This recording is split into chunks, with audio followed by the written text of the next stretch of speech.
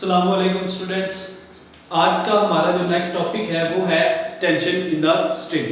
Tension basically एक force को कहते हैं और स्ट्रिंग किसी भी एक रस्सी जो कि इनएक्सटेंसिबल हो। इनएक्सटेंसिबल मतलब ये है कि उसके अंदर कोई लचक ना हो। तो टेंशन बेसिकली टेंशन जो है वो फोर्स अलोंग द स्ट्रिंग है। हम लोग एक एग्जांपल लेते हैं, फॉर एग्जांपल कि हमारे पास एक कोई किसी भी एक तो आप कह सकते हैं कि किसी के एक हैंड में एक रस्सी है और उसके साथ जो है वो एक वेट बना हुआ है। मींस एक रस्सी है और रस्सी के साथ में एक वजन है जो कि हमने बांधा हुआ, जस्ट लाइक दिस हम उसको हाथ में पकड़ के रखते हैं। जब हमने हाथ में पकड़ा हुआ है तो ऑफ कोर्स वो जो वेट है वो इस रस्सी के अलोंग हाथ के ऊपर एक फोर्स लगा रहा है कि जिसके साथ वो हमेशा जैसे आप छोड़ेंगे यहाँ से नीचे की तरफ गिरेगा।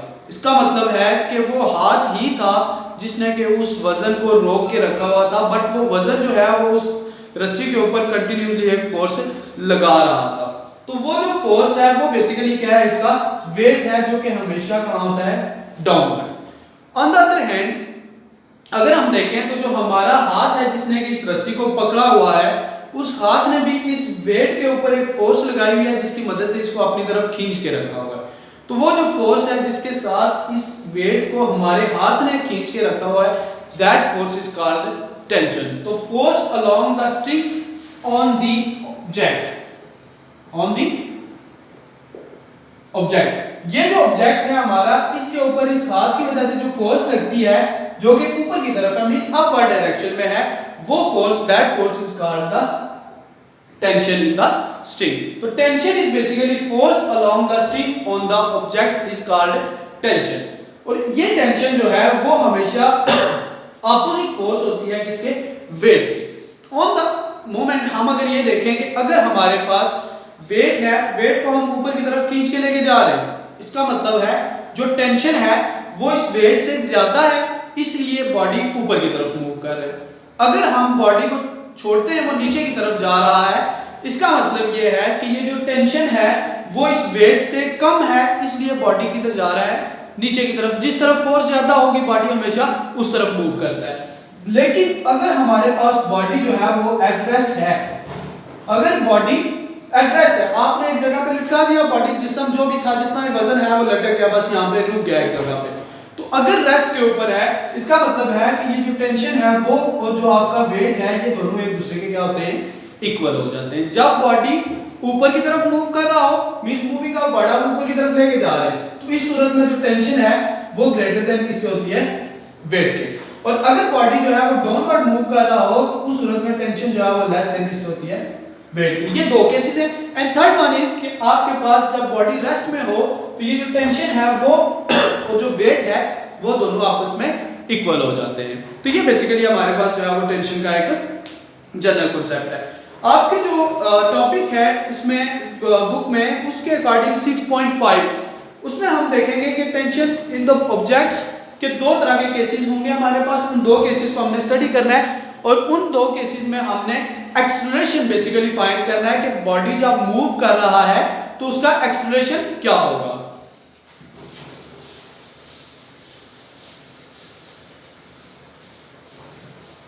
सो फर्स्ट केस ये है कि अगर आपके पास एक पुली हो, जस्ट लाइक दिस, एक पुली है आपके पास और उसके ऊपर से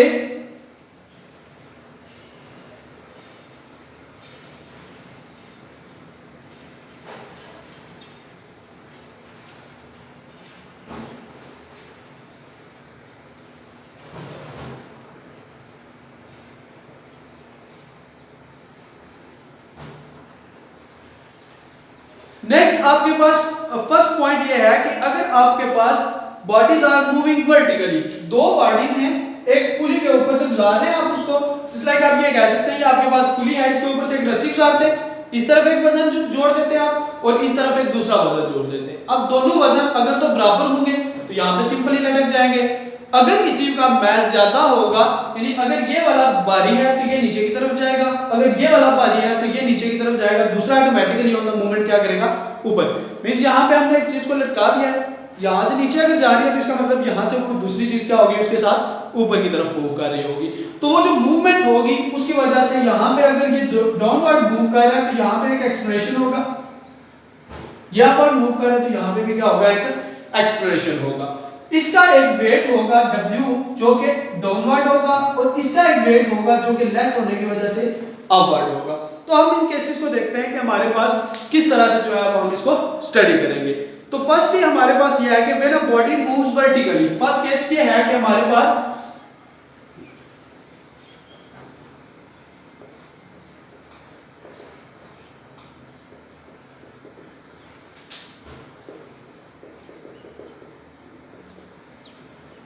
जब बॉडीज जो है वर्टिकली मूव करें, वर्टिकली मींस अप और डाउन, ठीक है। वर्टिकली क्या मतलब है कि एक चीज ऊपर जा रही है, दूसरी क्या कर रही है, नीचे आ रही है। तो ये ऊपर और नीचे जो मूवमेंट होती है that is called the vertical movement along the Y axis, इसको कहते हैं। तो हमारे पास लेट अस कंसीडर कि हमारे पास दो मैसेज हैं या दो बॉडीज हैं ए और बी, और उनमें से जो हमारे पास ए बॉडी है, ए हमारे पास ये है और बी हमारा जो है वो ये दो बॉडीज है हमारे पास। लाइक हम लोग जो है वो कंसीडर करते हैं कि हमारे पास दो बॉडीज हैं, लाइक आप किसी को भी ले सकते हैं, ये हमारे पास ए है और ये जो है हमारा बॉडी वो बी है। अगर इस केस में देखें मैस 1 जो है या ए है जो है वो डाउन की तरफ जा रहा है और 2 जो है वो ऊपर की तरफ, इसका मतलब है ये जो M1 है या ए बॉडी है ये वजनी है और ये जो बी है वो थोड़ा सा उसके मुकाबले में क्या हल्का है। ज्यादा वजन होने की वजह से ये नीचे की तरफ जा रहा है और इसका हल्का वजन है इसलिए ये क्या कर रहा है उसके मुकाबले में ऊपर की तरफ मूव करके लेके जा रहा है, ठीक है। तो इनको हम लोग ने एक स्ट्रिंग के ऊपर से रस्सी के ऊपर से गुजार देते हैं और रस्सी के ऊपर से गुजारने के बाद हम देखते हैं कि इनके ऊपर फोर्सेस कैसे हैं। फर्स्ट केस ये है कि हमारे पास जो मैस M1 है वो ग्रेटर है किससे, मैस M2 से। हमारे पास जो मैस ये वाला है M1 जो कि नीचे की तरफ जो जा रहा है ये बड़ा है और ये जो ऊपर की तरफ मैस है मूव कर रहा है M2 वो क्या हमारे पास स्मॉल है, यानी कि लेस मैस है उसका। तो इसका मतलब इसका वेट ज्यादा होगा और इसका वेट जो है वो कम होगा। इसको हम कहते हैं W1 और ये हमारे पास जो है वो W2। अब टेंशन हमें पता है हमेशा अपोजिट मींस अपवर्ड टेंशन होती है, यहां से इन दिस डायरेक्शन और यहां से भी इन दिस डायरेक्शन। यहां पे हमारे पास क्या होगी, कोई एक टेंशन भी होगी इसके अंदर। हम लोग जो है वो टेंशन को भी कंसीडर, टेंशन हमेशा जो है वो आपके पास क्या होती है अपवर्ड डायरेक्शन में, ठीक है जी। तो हम लोग ये स्टडी करते हैं कि हमारे पास जो इसका फोर्स बनती है वो क्या बनेगी। अब देखिए इस बॉडी के ऊपर जो फोर्स लग रही है जो इसको नीचे की तरफ लेके आ रही है वो फोर्स है वेट, और वेट का फार्मूला W1 जो है वो आपके पास क्या होगा M1 और साथ में G। M1 ये वाला मैस है क्योंकि हमें पता है W इज इक्वल टू होता है mg, ये इसका वेट का फार्मूला है। तो उसमें अगर W1 हमने फाइंड करना है तो M1 G तो है ग्रेविटी और ग्रेविटी हमेशा हर जगह पे कांस्टेंट होती है। तो हमारे पास W1 is equal to M1 G। इसी तरह से W2 को अगर निकालेंगे तो W2 इज इक्वल टू वो आएगा M2 और साथ में G। W1 जो है वो और ये टेंशन T, इन दोनों की वजह से एक फोर्स बनेगी और हम लोग देखेंगे कि मैस जो हमारा एट बॉडी M1 है इसके ऊपर हमारे पास फोर्स क्या है और जो बॉडी हमारा M2 है उसके ऊपर हमारे पास फोर्स क्या है। फर्स्ट हम देखते हैं M1 को। आपको बताया कि हमारे पास अकॉर्डिंग टू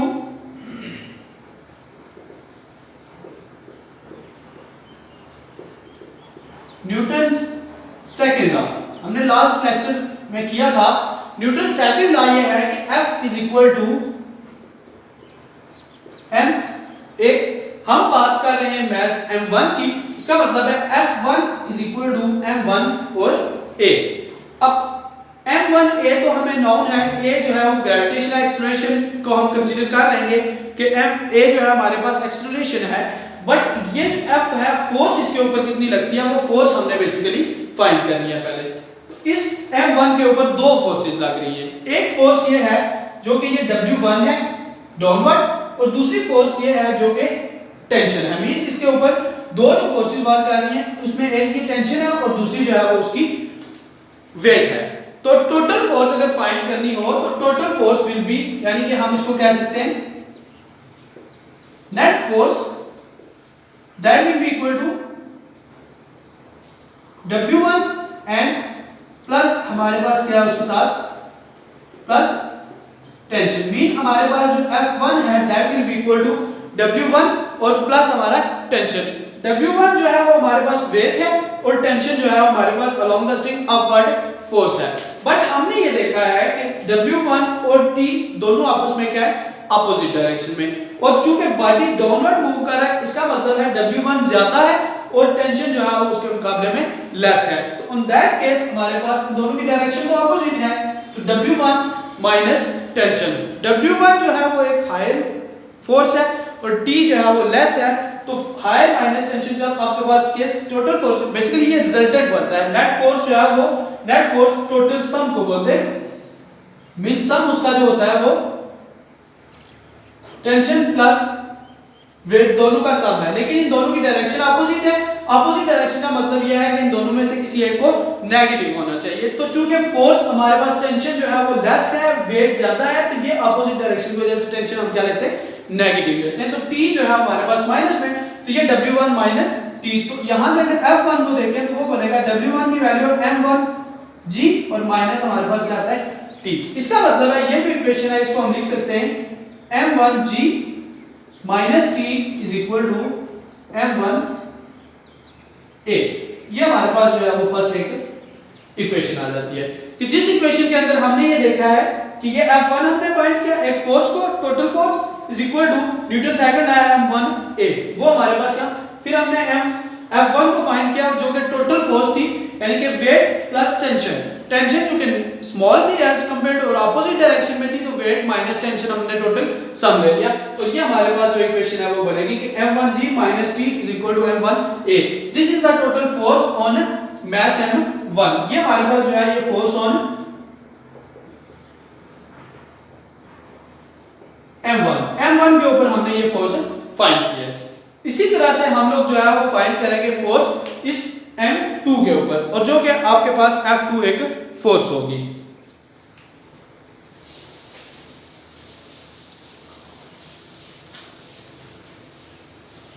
अब सेकंड केस ये है कि फोर्स हमारे पास जो है वो M2 के ऊपर फोर्स क्या है।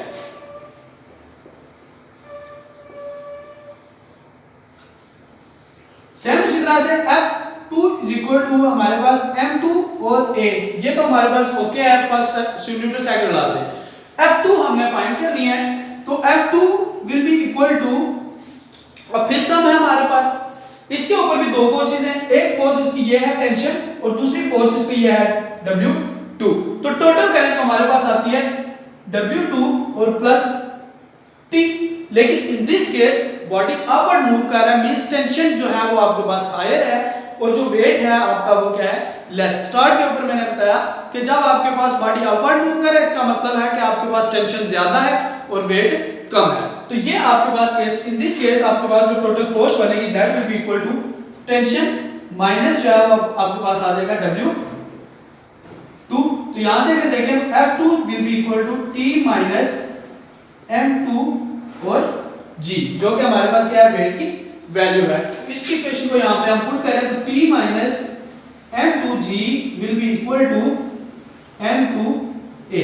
ये हमारे पास जो है वो इक्वेशन नंबर 2 है, जो कि इक्वेशन हमारे पास है force on the mass M2।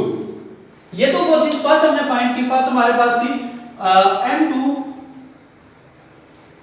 मास 1 के ऊपर हमने दो इक्वेशंस अभी फाइंड किए हैं, वो दो इक्वेशंस को हम लिख लेते हैं, देन हम उनको आगे सॉल्व आउट करेंगे। तो हमने फाइंड किया फर्स्ट इक्वेशन हमने अभी रिसेंट में जो फाइंड की है वो थी हमारी, कि जिसमें हमने फाइंड किया M1G minus T was equal to था M1A की, ये इक्वेशन 1 थी, और अभी इक्वेशन 2 हमने निकाली है जिसमें कि T minus M2G is equal to M2 और A, ये हमारे पास सेकंड इक्वेशन है। इन दोनों इक्वेशंस को आप यूज करेंगे और इन इक्वेशंस को यूज करते हुए हम लोग इसमें से जो है वो एक्सेलरेशन को फाइंड करेंगे और एक्सेलरेशन ड्यू टू ग्रेविटी को भी हम देखेंगे कि वो हम जो है वो कैसे फाइंड आउट कर सकते हैं। ठीक है जी, तो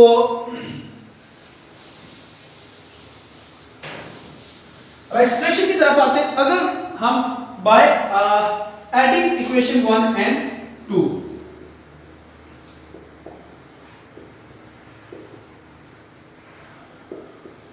यहाँ पर करते हो जाके ये इसी कंप्लीट है कि आ जाएगा तो सूरत में आपके लिए थोड़ा सा इजी रहेगा। तो हम अगर ऐड करें m1g minus T is equal to m1a और दूसरी हमारे पास माइनस m2g और plus t is equal to m2a। अगर इसको हम ऐड करें तो ऐड करते हुए देखें ये हमारे पास t और माइनस t और प्लस t कैंसिल हो जाएंगे। यहां से हमारे पास बचेगा m1g minus m2g equal to m1a plus m2a। यहां से सॉल्व करें तो हमारे पास m1 माइनस m2 और इन दोनों में से g हमारे पास कॉमन आएगा। और इसी तरह से इस साइड में देखें तो m1 प्लस m2 और इन दोनों के अंदर से हमारे पास एक्सप्रेशन जो है वो कॉमन आ जाएगा। अब अगर इसको सॉल्व करें तो यहां से एक्सप्रेशन फाइंड करना है तो expression will be equal to m1 minus m2 divided by m1 plus m2 और इसके साथ हमारे पास जो है वो g उसी तरह से आ जाएगा। मींस हमने क्या किया यहां से a फाइंड करना था, a के साथ ये सारी टर्म जो मल्टीप्लाई हो रही थी दूसरी साइड जाके हमने इसको डिवाइड कर दिया यहाँ पे। तो डिवाइड होने से हमारे पास m1 minus m2 over m1 plus m2 into g आ गया। ये बेसिकली हमारा एक्सप्रेशन है जिस एक्सप्रेशन के साथ की बॉडी जो है वो मूव कर रहे हैं। दोनों एक्सप्रेशन तो through out the string same रहेगा।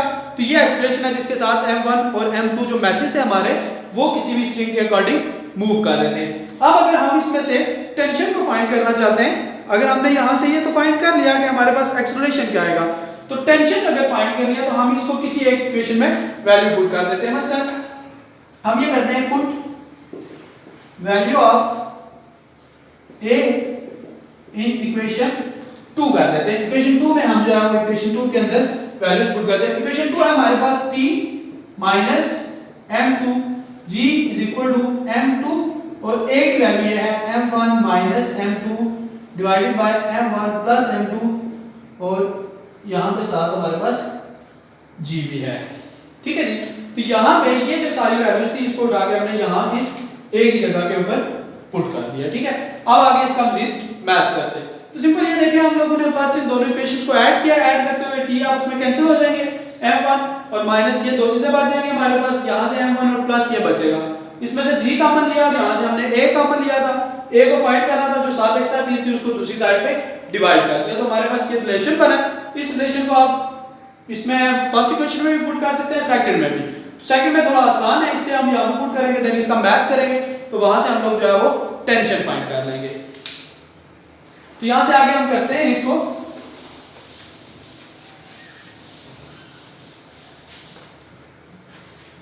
अब देखिए हमारे पास है t minus m2g is equal to m2 into m1 minus m2g over m1 plus m2। ये बेसिकली हमारे पास इक्वेशंस। इसको हम आगे मल्टीप्लिकेशन करते हैं इसकी। तो मल्टीप्लिकेशन में देखें हमारे पास t minus m2g is equal to m2 को m1 से मल्टीप्लाई करेंगे तो m1 m2 को m2 से करेंगे माइनस m2 स्क्वायर, m2 और m2 मल्टीप्लाई होंगे तो m2 स्क्वायर हो जाएगा और इसके साथ g उसी तरह से divided by m1 plus m2। अब t को फाइंड करना है, इसके साथ ये जो सारी एक्स्ट्रा चीज है इसको दूसरी तरफ ले जाते हैं। तो t is equal to m1 m2 minus m2 square और into g divided by m1 plus m2 और प्लस m2 इनटू g। यहां पे ये वैल्यूज जो थी आपके पास माइनस थी, माइनस को इक्वल के दूसरी तरफ लेके जाएं तो उसका साइन जो है वो चेंज हो जाता है, तो वो हमारे पास जो वैल्यू है वो प्लस हो जाएगी। ठीक है जी। तो प्लस वैल्यू को हम जो है वो यहां से आगे कंसीडर करेंगे। अगर इसमें से हम देखें तो इन दोनों का हमने एलसीएम लेना है। एलसीएम नीचे वाली टर्म जो भी होती है वो आपकी एलसीएम होती है। एलसीएम अगर लें तो हमारे पास एलसीएम लेने का तरीका, इसका मैथ्स आपको बेसिक पता होगा बट हम लोग जो है वो इसको जीत आगे मैथ्स में ले जाएंगे। हम लोग स्ट्रेट करते हैं m1 प्लस m2 जो है वो इसका एलसीएम है। m1 प्लस m2 दोनों कैंसिल हो जाएंगे, आंसर आएगा 1। उस 1 को हम ऊपर मल्टीप्लाई करते हैं तो ये बनेगा m1 m2 जी, ये जी अंदर इसके साथ मल्टीप्लाई माइनस m2 स्क्वायर और उसके साथ भी g और प्लस ये वाला प्लस यहां से एलसीएम जो है वो यही आएगा, तो हमारे पास आएगा m2g और इसके साथ मल्टीप्लाई हो जाएगा m1 प्लस m2। जो एलसीएम आता है, एलसीएम 1 से डिवाइड करें, यही आंसर आएगा, जो आंसर आता है उसको ऊपर मल्टीप्लाई करते हैं। बेसिक एलसीएम का हमारा जो तरीकाकार है। तो इसमें अगर हम ओपन करें इसको, तो m1 m2g minus m2 square g, इसको अंदर मल्टीप्लाई करेंगे m1 m2 plus m1 m2g और प्लस m2 स्क्वायर और उसके साथ भी g divided by m1 plus m2। तो ये सारे टर्म जो है हमारे पास बेसिकली टेंशन के इक्वल है। तो यहां से अगर देखें तो ये m2 स्क्वायर और ये जो है वो आपस में दोनों कैंसिल हो जाएंगे। सेम वैल्यूज है बट नेगेटिव साइन के साथ है, तो ये दोनों वैल्यूज आपस में जो है वो कैंसिल आउट हो जाएगी। तो यहां से हमारे पास आएगा t equal to m1 m2g m1 m2g, तो ये बनेगा 2 m1 m2g divided by m1 plus m2। तो ये हमारे पास जो है वो टेंशन इन दैट केस जब के हमारे पास दोनों बॉडीज वर्टिकली मूव कर रहे हो, तो टोटल जो टेंशन होगी वो ये बनेगी। एक्सेलरेशन भी आपने फाइंड किया और टेंशन भी, तो ये हमारे पास जो है वो रिक्वायर्ड रिलेशंस है। ठीक है जी। तो इसके रिलेटेड ही हमारे पास सेकंड केस है कि जब एक बॉडी वर्टिकली मूव कर रहा हो और दूसरा जो है वो हॉरिजॉन्टल मूव करे, उस केस को देखेंगे कि उस केस के अंदर हमारे पास टेंशन और एक्सेलरेशन जो है वो कैसे आते हैं।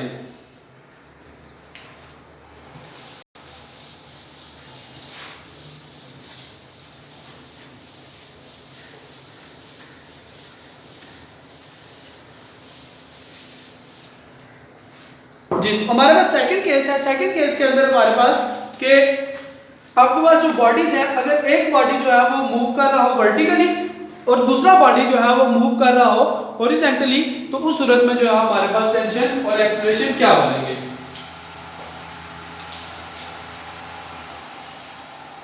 सेकंड केस है when one body moves vertically and other horizontally। horizontally means x axis के along होता है। तो इसकी ये केस है आपके पास के लिए से हमारे पास एक इस तरह का कोई टेबल है और टेबल के एंड के ऊपर यहाँ पे हमने एक पुली लगाई हुई है। यहाँ से एक बॉडी ये m1 है और यहाँ पे एक हमने बॉडी रखा हुआ है जो कि m2 है। इसको हम a कंसीडर क्या करते हैं, इसको b। अब दूसरा केस ये है, इस केस के अंदर ये है कि एक एंड के ऊपर या एक टेबल के ऊपर पुली लगी हुई है, पुली के ऊपर से रस्सी गुजार है और एक चीज को नीचे लटका देते हैं। मींस बेंच के ऊपर से आपने ऐसे एक चीज को नीचे लटका दिया यहाँ से, तो यहाँ से जो नीचे लटक रहा है उसका वेट ऑफ कोर्स जो है वो मास ज्यादा होगा, इसलिए वो नीचे की तरफ जा रहा है और इसका मास का मैं ये सीधा सीधा इसके साथ जैसे ये नीचे की तरफ जाएगा ये सीधा आगे स्ट्रेट चलेगा। तो इसका मतलब ये जो है वो हॉरिजॉन्टली चल रहा है और ये जो है वो क्या चल रहा है, वर्टिकली। बट इसके केस में इसका जो वेट है वो यहाँ पे डाउनवर्ड है और इसके ऑपोजिट जो टेबल है वो एक फोर्स लगाता है जिसको कि रिएक्शन फोर्स कहते हैं या नॉर्मल फोर्स, वो अपवर्ड है।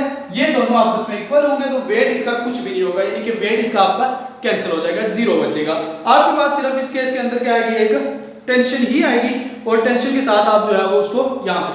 तो अब इस केस को देखते हैं। तो इस केस में हमारे पास फर्स्टली हम देखते हैं कि फोर्स सेम इसी तरह से फोर्स ऑन m1 के ऊपर फोर्स अगर देखें तो दो फोर्सेस हैं, एक तो ये है टेंशन और दूसरा यहाँ पे है वेट। तो सेम पिछले जैसे पिछले हमने पॉइंट स्टेप्स किए हैं, सेम उसी तरह से हमारे पास F1 m1 एक। तो F अगर फाइंड करें तो F वेट ज्यादा है तो W minus T means W1 है हमारा, W1 minus T m1 a। तो W1 की वैल्यू है m1 G minus T m1 a। तो ये हमारे पास जो है वो इक्वेशन फर्स्ट आ जाएगी। सेकंड इक्वेशन देखें हमारे पास इस केस के लिए कि मास ऑन द बॉडी m2 के ऊपर, यहां के लिए जो हमारे फोर्स है वो क्या बनेगी, तो फोर्स ऑन m2। तो सेम इसी तरह से अगर देखें तो हमारे पास बनेगा F2 m2 a। तो अब इस केस के अंदर टेंशन तो है, मींस इस डायरेक्शन में वो आपके पास एक T फोर्स के साथ जा रहा है, लेकिन वेट यहाँ पे बिल्कुल क्या है, 0। नीचे की तरफ बॉडी नहीं आ रहा, ना ऊपर की तरफ जा रहा है ना नीचे की तरफ आ रहा है, मींस उसका वेट क्या है ही नहीं है, वेट उसका क्या है 0 है। तो weight is equal to means आपके पास आएगा T minus W equals to M2A। तो W जो कि 0 है तो T इज इक्वल टू हमारे पास आएगा M2A। इसके अंदर सिर्फ A की फोर्स लगेगी, that will be a tension. F2 basically हमारे पास अभी ठीक है कि यही आता है T माइनस W2, लेकिन T माइनस W2 उस सूरत में आएगा कि जब W2 की कोई फोर्स होगी। ये तो फोर्स 0 हो जाती है, W2 और नॉर्मल आपस में अपोजिट लगते हैं, टोटल रिजल्टेंट उनका 0 हो जाता है। तो टेंशन के साथ वेट क्या हमारा 0 है। तो ये इक्वेशन 2 बनेगी, ये इक्वेशन 1 सेम उसी तरह से इनको ऐड करेंगे, देन हम सॉल्व आउट करेंगे, तो हमारे पास जो है उसकी वैल्यूज आ जाएगी टेंशन और एक्सेलरेशन की। तो इससे आगे नेक्स्ट हम इसको इक्वेशन 1 एंड इक्वेशन 2 को सेम उसी तरह से ऐड करते हैं।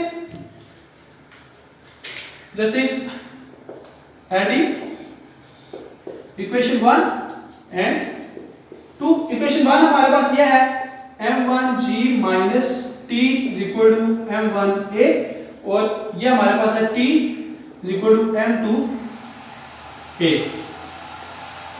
तो अगर इनको ऐड करें तो ऐड करते हुए आप देखें टेंशन जो है वो इसमें कैंसिल हो जाती है।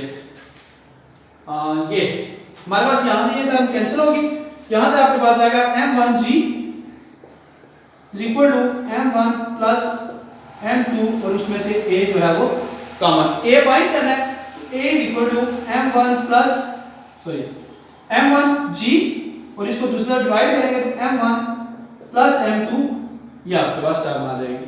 यहां से एक्सप्रेशन को आप सेकंड इक्वेशन थी, put a in equation 2। Equation 2 थी t is equal to m2 into a, तो यहां पे वैल्यूज पुट करते हैं, तो tension is equal to m2, a की वैल्यू ये है m1g over m1 plus m2, तो यहां से t इज इक्वल टू आएगा m1 m2g divided by m1 plus m2।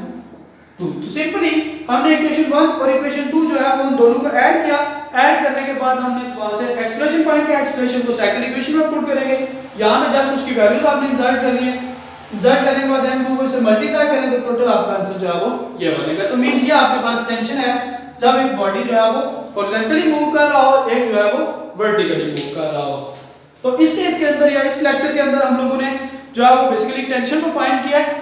दो केसेस है हमारे पास, जब दोनों बॉडीज वर्टिकली मूव कर रहे हों तो टेंशन क्या आएगी, एक्सेलरेशन निकालना है, एक्सेलरेशन से फिर टेंशन फाइंड करनी है, और सेम इस तरह से अगर एक बॉडी वर्टिकली मूव कर रहा हो और एक हॉरिजॉन्टली मूव कर रहा हो तो उस सूरत में टेंशन क्या आती है वो हमने फाइंड किया। तो होप्स हो कि ये लेक्चर आपको क्लियर होगा। इससे रिलेटेड आपका कोई भी क्वेश्चन हो और कोई भी आपका इसके रिलेटेड जो क्वेश्चन है आप मुझे कमेंट सेक्शन में पूछ सकते हैं। I will answer your question. Hopes हो कि ये आपको अच्छे से समझ आया होगा। Thank you so much.